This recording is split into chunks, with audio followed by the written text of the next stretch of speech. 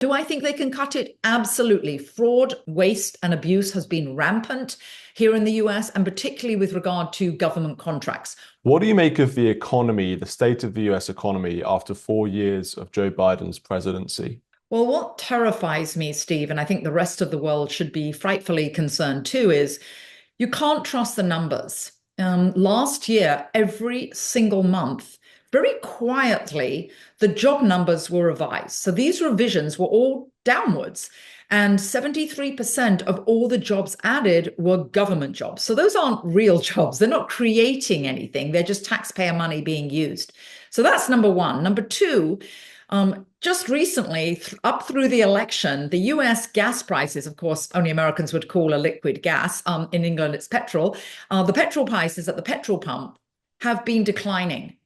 Is the world any more peaceful? No. Has the US been pumping any more oil? No. What the Biden administration has done is released over 1 million barrels a day from the Strategic Petroleum Reserve. Why is it called strategic? Because it's actually supposed to be a strategic protection for the US people. It is at the lowest level it's ever been since 1983. That is frightening. So put those two together. We really have not been adding jobs, although the numbers said so. They've been revised down. We really don't have low oil prices. Those are just because of what's been released. So my prediction, and those of many economists, I'm not an economist, I'm a business leader, but what I hear in the business community and what economists are saying is we should expect a recession in 25, early 25. I think when all the real numbers come out, the Trump administration is going to be left with a big basket of doo-doo. And I think that's going to be rather frightening. Now to the really good news. That was the bad news first.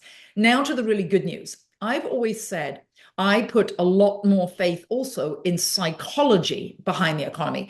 When people's spirits are on the rise and they have faith and they have optimism, they are much more likely to invest. Again, I'm in the business community. I see what leaders do.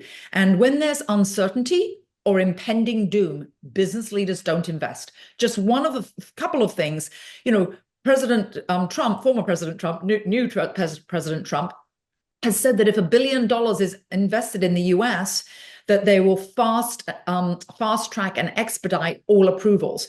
That sort of mentality, as well as drill, baby drill, and many other economic policies we can get into, demonstrate a definite knowledge of what it takes to make this economy boom. And that, in addition to the reality of it booming, will help the American public to have confidence, and they'll spend more and things will go better. So you've talked about a couple of Trump's economic policies there.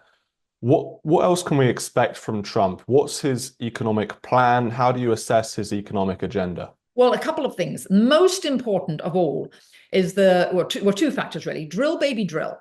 Do you know that petroleum is used in at least 211 daily products? I've actually reviewed the list and I don't remember. I'll never pretend to remember all 211. But things like in America called diapers, in England, nappies, they're even used in nappies, things that you wouldn't even expect. So it affects the economy dramatically in terms of one, products, two, the supply chain. Eggs in America are astronomically expensive. There are 11 times that they say that petroleum is used in the process, from the chicken hoops themselves, then the transportation to the stores, to the warehouses, to the actual retail shops. So all of the expenses in the economy from high oil prices. So number one, it's drill, baby, drill. When we release the massive oil reserves within the US, that will help everyday products, one, and the supply chain, two. That's number one. Number two, the deregulation that he is proposing and has done previously. Take, for example, the National Association of Realtors. The National Association of Realtors says there are 31 permits needed for any construction. Well, Steve, same in the UK. For every one house constructed, there's a ripple effect, because not only, obviously, new housing, that's very obvious, but the ripple effect of all the products and services and vendors and jobs and items that are needed in that house, not only construction, but when people move in, they talk about new beds, etc. So the bottom line is, when America sneezes, they say the world catches the flu. I think once the American economy starts to take off, this will have a positive ripple effect from here to the UK. And then some of his appointments, and I could name a few, but have come in with specific plans, Steve, and they are business people or they're from the economy. They're not theoretical bureaucrats. And that's the big issue. So that's the third prong of this stool. They are real people with real business issues, real business experience. And they're coming in with plans and goals, which government bureaucrats normally don't have. So they know what they are doing. And wrap that all together with, if you have faith in our leaders and you see what they're doing, you're likely as a business leader to invest, as it removes the uncertainty and the doubt and the fear. What about the tariffs? Some economists have expressed concern that he's going to raise tariffs on imported goods from countries like Canada, Mexico, and many other countries around the world. Surely that will have inflationary effects on prices for consumers and, will essentially slow down the economy. Well, it's a good question. You actually mentioned many good countries there, and actually it includes the EU. He actually, luckily, has a love for Great Britain. His mother was Scottish, and so he's less likely to penalise the UK, and let's hope for a trade deal. But now to your question, a few things here. First of all, he is a great negotiator. If anybody hasn't read his book, The Art of the Deal, you want to understand Donald Trump, read The Art of the Deal. He is a tough and a very good negotiator. His detractors have many things that are right about that. I mean, he may be bombastic, he may be uncouth at times, but he's certainly, definitely, no one would ever say he's not a good negotiator. So part of this, number one, is a negotiation. If you look at him when he was just at the reopening of the Notre Dame in Paris with 81 other global leaders, he is great at building relationships, but putting pressure on those relationships. So, Steve, I don't think that necessarily those tariffs are going to be improved. What I will say about tariffs is what he's looking for is parity. For example, the EU has a 10% tax of all US automobiles going into the EU, whereas we only have a 2.5% tax. Have you ever been in America and seen German cars? They're everywhere. Go to the EU, you're not going to see many American vehicles. So I think parity is a good thing. So I look at it as one more of a negotiation tactic. And that way, yes, there will be more companies that will invest and build and construct here. For example, BMW has extensive plants in South Carolina. So I think a lot of those international manufacturers might instead come here and US companies would onshore. So now, could it be inflationary? Sure, that's if it ever comes to that. What do you make of Elon Musk's Department of Government Efficiency? Do you think that will improve the economic output for America, or the economic outlook rather? And how could he save $2 trillion? That seems like a incredibly ambitious number.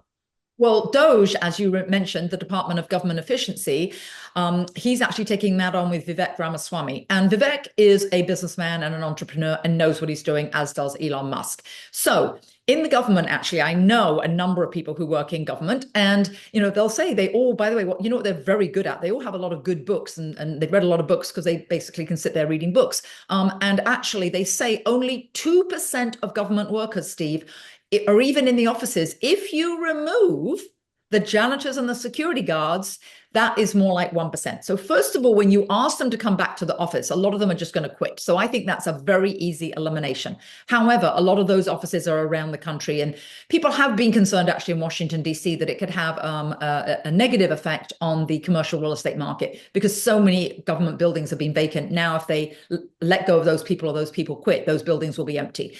But do I think they can cut it? Absolutely. Fraud, waste and abuse has been rampant here in the US, and particularly with regard to government contracts. What Trump will do is definitely DOGE will preserve, and the Democrats love to say they were going to eliminate Social Security. That's what in the UK are government pensions.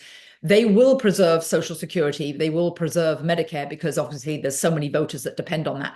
But I think the fraud, waste, and abuse will come primarily from government contracts, from those that don't work. And I see that it will actually inspire most Americans, because I resent, and most American taxpayers resent, their money going to those that aren't working and aren't even in the office. So I don't think it's going to slow things down. I'll give you an example, actually.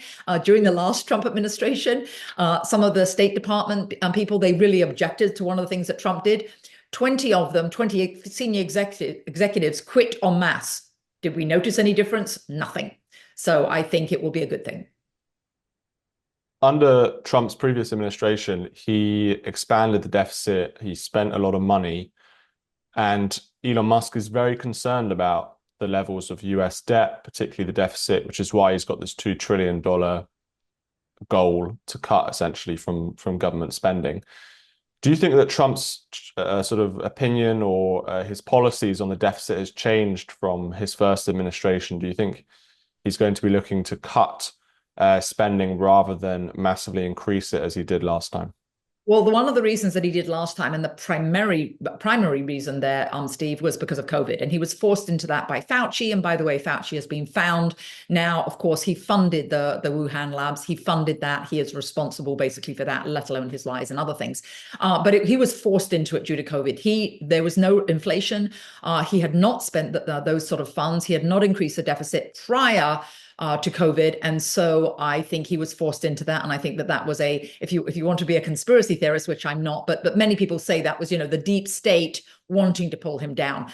He does not believe in deficits. He's a sensible businessman. And by the way, I think there should be a constitutional amendment this side of the Atlantic. And I think the UK would do very well to make sure that business people running government, not just bureaucrats who have had no tangible experience. So he knows that running a deficit is not a healthy thing. So I don't think that is what he's going to be doing. And I think if you look at Scott Bessent, his Treasury Secretary, he has talked about his 3x3x3 plan. And one of the things in there is to reduce the deficit and to bring that down to 3%. So that is definitely in amongst their goals, Steve. So it was a good question. They're going to address it. And I believe, yes, they will definitely bring it down. How will they bring it down? They will bring it down by growth. Thank you for watching this video. If you want to watch more content, please subscribe to our new GBN America YouTube channel.